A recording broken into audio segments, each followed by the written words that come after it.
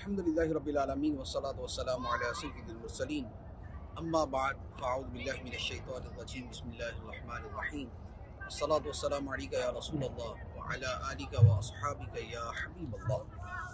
जामिअतुल Medina के तमाम तलबा तालिबात की खिदमत में अर्ज़ है कि अभी इम्तिहानात करीब हैं। इम्तिहानात से फ़राग़त के बाद छुट्टियाँ शुरू हो जाती हैं और ये तकरीबन 1.5 महीने तक छुट्टियां चलती हैं। ये वो अरसा है कि जिसे अगर आप मुफीद बनाना चाहें तो बहुत मुफीद बना सकते हैं, और अगर ज़ाय करना चाहें तो फिर तो मसला ही कोई नहीं। कोशिश करें कि इन छुट्टियों को प्रोडक्टिव बनाएं, मुफीद बनाएं, और इसमें आप जो पूरा साल नहीं कर सके वो इस ड्यूरेशन में कर लें। वो क्या हो सकता है?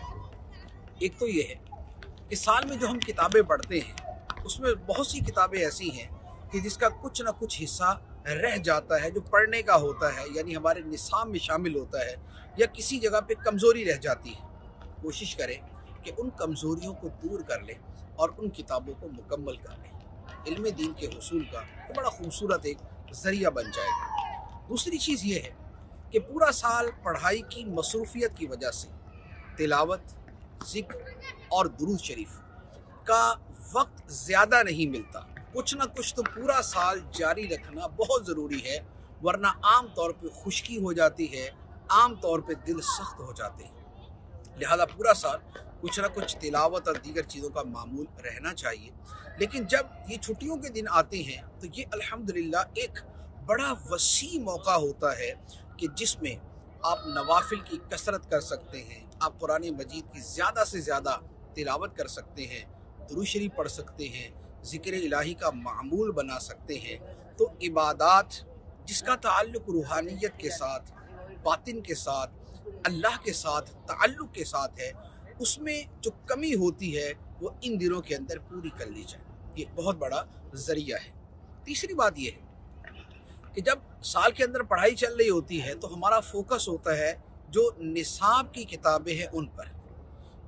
जो निसाब से हटकर किताबें हैं, तफसीर है, हदीस है, फ़िक़्ह है, तसव्वुफ़ है, अक़ायद है, उनका मुताला करने का वक्त नहीं मिलता।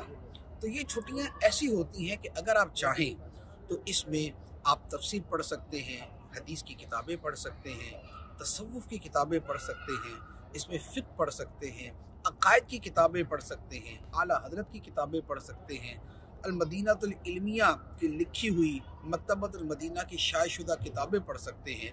तो एक बड़ा खूबसूरत मौका होता है जिससे आप फ़ायदा उठा सकते हैं। फिर इसके साथ इस रमज़ानुल मुबारक जो महीना इसमें आता है उसके रोज़े तो लाज़मी बात है कि फ़र्ज़ हैं, वो रखने होते हैं, लेकिन उन रोज़ों को अपनी रूहानियत में इजाफ़े और तक़वे के हुसूल का ज़रिया कैसे बनाया जाए, इसके ऊपर थोड़ा सा गौर करके इन्हें बहुत ज़्यादा अपने लिए मुफीद बनाएं।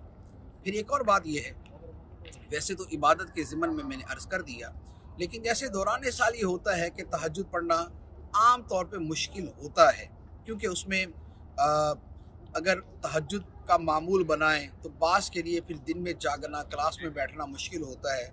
चले किसी हद तक वो उज़्र अपनी जगह मकबूल है, लेकिन जब आपको छुट्टियां हैं तो छुट्टियों के दिनों के अंदर आप तहज्जुद, इशराक, चाश, नवाफिल, इसकी तरकीब बड़ी आसानी से बना सकते हैं।